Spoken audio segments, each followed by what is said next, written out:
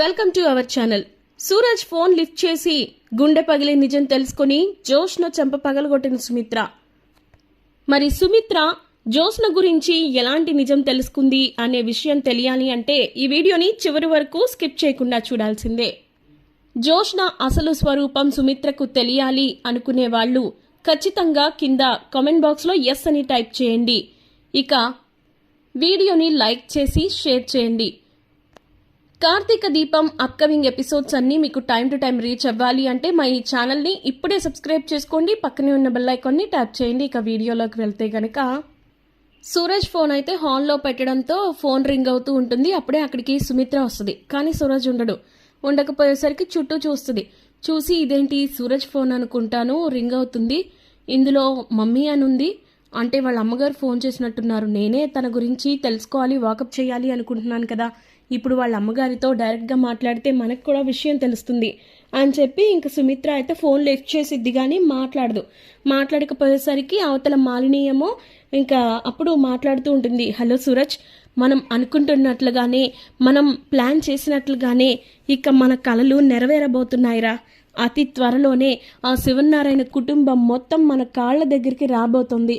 అంతేకాదురా సూరజ్, నిన్ను జోస్న పెళ్లి చేసుకోవడానికి కూడా ఒప్పుకుంది.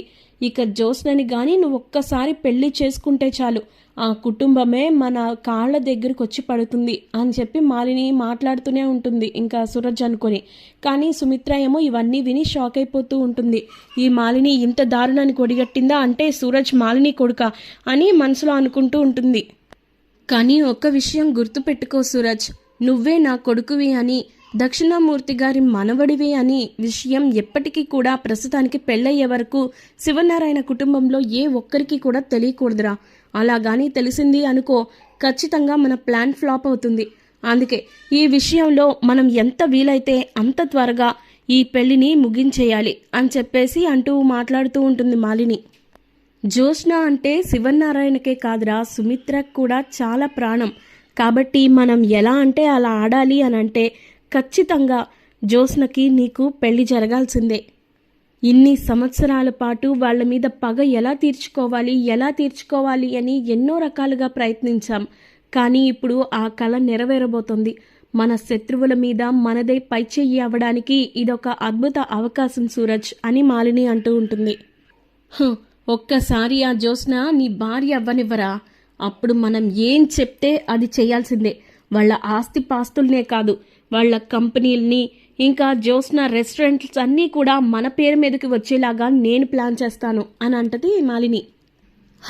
సూరజ్, నీకు మరొక ముఖ్యమైన విషయం చెప్పాలిరా. నిన్న పారిజాతం ఇంకా జోస్న మన ఇంటికి వచ్చారు. సూరజ్, అంటే నువ్వు నా కొడుకు అని తెలుసుకుంది, మరి ఎలా తెలుసుకుందో గానీ చాలా తెలివైందిరా జోస్న. అంతేకాదు, తక్కువదేం కాదు. అసలు జోస్న లాంటి కూతురు సుమిత్ర వదిన కడుపున ఎలా పుట్టిందా అని ఆశ్చర్యంగా ఉందిరా. నిజంగా తన ఎంత కేడీ అంటే అక్కడ ఆస్తితో కొట్టేయాలనే ప్లాన్తో పాటు ఇక్కడ ఆస్తి మీద కూడా కన్నేసిందిరా. అయితే నేను దానికి సగం ఆస్తి ఇస్తానని ఆఫర్ చేశాను. ఇక్కడ ఆస్తి ఇచ్చేస్తాను అనగానే సంతోషపడి పెళ్లికి ఒప్పుకుందిరా. నిన్ను పెళ్లి చేసుకోవడానికి జోస్న ఇంకెలాంటి అడ్డు చెప్పదు. కాబట్టి ఈ విషయంలో మనకి ఇంకెలాంటి సమస్య లేదు. కానీ జోస్న తెలివితేటలు మాత్రం అంతా ఇంత కాదు. కానీ నేనేమన్నా పిచ్చిదాన్నా, దాన్ని ఒక్కసారి ఈ ఇంటికి కోడలిగా అడుగు పెట్టని, అప్పుడు చెప్తాను దాని సంగతి అని చెప్పేసి మాలిని మాట్లాడుతూ ఉంటుంది. పాపం శివనారాయణేమో ఒక పక్కన నాకు కార్తీక్ ఇంకా దశరథ్ ఉన్నాడు, మరో పక్క దీప ఇంకా జోస్న నాకు కొండగా అండగా ఉన్నాడు అని పెద్ద మాటలు చెప్తున్నాడు.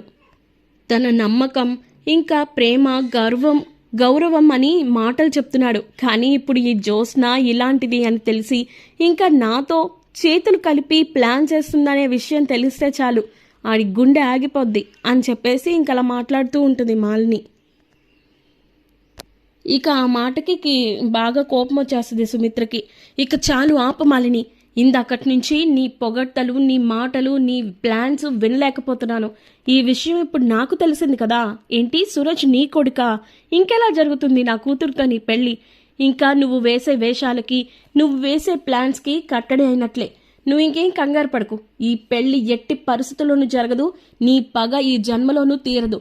అయినా నీలాంటి వాళ్ళ పగ ఆ భగవంతుడు తీర్చడలే అని చెప్పేసి ఇంకొకసారి కానీ నా ఇంటికి ఫోన్ చేస్తే ఇక నేను నీకు మర్యాదగా ఉండదు, నీ కొడుకు సూరజ్ కూడా ఇప్పుడు నీ ఇంటికే వస్తాడులే, చూసుకో అని చెప్పేసి ఫోన్ పెట్టేసిద్ది. దాంతో ఇంకా మాలిని షాక్ అయిపోద్ది. ఇక ఆ కోపంలో సుమిత్ర ఏమో జ్యోత్స్నని పిలుస్తుంది, పారిజాతాన్ని జ్యోత్స్నని పిలిస్తే ఇంట్లో వాళ్ళందరూ వస్తారు. ఇంట్లో వాళ్ళందరూ వచ్చేసరికి ఇంకా ఏమైందమ్మా ఎందుకు అలా అరిచావు అని అంటే శివనారాయణ అంటాడు. అంటే ఎందుకు మీరు ఉండండి మావయ్య గారు, ఈ జ్యోత్స్న చేసిన పనికి దీన్ని చంపేయాలి ఇప్పుడే అని చెప్పేసి అంటే నిన్ను ఎక్కడికి వెళ్ళావే అని అడుగుతుంది. నేనెక్కడికి వెళ్ళాను మమ్మీ అని చెప్పి అంటే నీళ్లు నవ్వులుతూ ఉంటుంది. నీళ్లు నవ్వులుతూ ఉంటే నువ్వు ఆ మాలిని దగ్గరికి వెళ్ళావా అని చెప్పి అనగానే ఒక్కసారిగా జ్యోత్స్న అలాగే పారిజాతం షాక్ అయిపోతారు.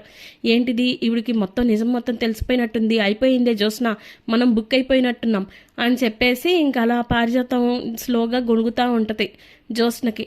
ఇక అప్పుడు చెంప పగలగొడుతుంది జ్యోత్స్నది. అసలు నువ్వు ఆడదానివేనా, మనిషివేనా, నీకు ఇక్కడ ఏం తక్కువైందే, నీకు ఇక్కడ ఏం తక్కువ చేశాం, అయినా నువ్వు ఇలాంటి దానివి అని నేను అస్సలు అనుకోలేదు. నీ నజస్వరూపం ఈరోజు బయటపడింది. నువ్వు చేసే ఆగడాలకి ఇక కట్టడి చేయాల్సిందే, ఇక నీకు ఈ ఇంట్లో స్థానం ఉండకుండా చేయాల్సిందే అని చెప్పి సుమిత్ర అంటుంటే అసలు నువ్వేం మాట్లాడుతున్నావు, ఏమర్థమవుతుందమ్మా నాకు అది ఇదనంటే నువ్వు మాలిని దగ్గరికి వెళ్ళి సూరజ్ని పెళ్లి చేసుకుంటానని వాళ్ళ ఆస్తిలోంచి సగం వాటా నీకు రాసివ్వమని అడగలేదు అని చెప్పి అనగానే ఇంకా ఒక్కసారిగా షాక్ అయిపోతారు ఇంకా జ్యోత్స్న అలాగే పారిజాతం.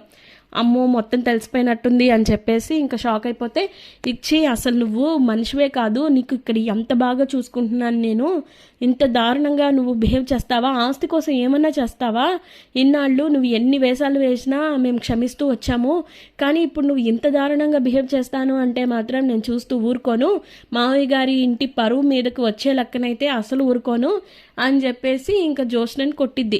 మరో పక్కన ఇంకప్పుడే సూరజ్ వస్తాడు. సూరజ్ని కూడా చెంప మీద లాగిపెట్టి కొట్టి నువ్వు మాలిని కొడుకువి అని నాకు తెలియదు అనుకుంటున్నావా, ఈ కుటుంబాన్ని నాశనం చేయడానికి కంకణం కట్టుకున్నారు మీరు, మేమేం పాపం చేశామని, మీకు ఏం ద్రోహం చేశామని మా మీద ఇంత పగబట్టారు, నువ్వు ఇంకా ఒక్క క్షణం కూడా ఈ ఇంట్లో ఉండొద్దు, నా కూతుర్ని పెళ్లి చేసుకొని ఇంకా నీకు ఇంటికి తెప్పించుకొని మమ్మల్ని మీ కాళ్ళ దగ్గర తెప్పించుకోవాలని నువ్వు మీ అమ్మగారు వేసిన వేషాలు ప్లాన్స్ మాకు తెలియదు అనుకుంటున్నావా, నువ్వు ఇంకొక క్షణం కూడా ఈ ఇంట్లో ఉండొద్దు, మామయ్య గారు నీ మీద పెట్టుకున్న నమ్మకాన్ని అంతా కూడా ద్రోహం చేశావు, నువ్వు అసలు నిన్ను ఎవరు లేరు అని అంటే నిన్ను చేరదీశారు, అలాంటిది మాకు అన్యాయం చేయాలని చూసావు, నిన్ను అంత ఈజీగా వదిలిపెట్టము, కార్తీక్ వీడిని బయటకు గంటేరా అని చెప్పి అనగానే ఇక కార్తీక్ బయటికి తీసుకెళ్ళిపోతాడు.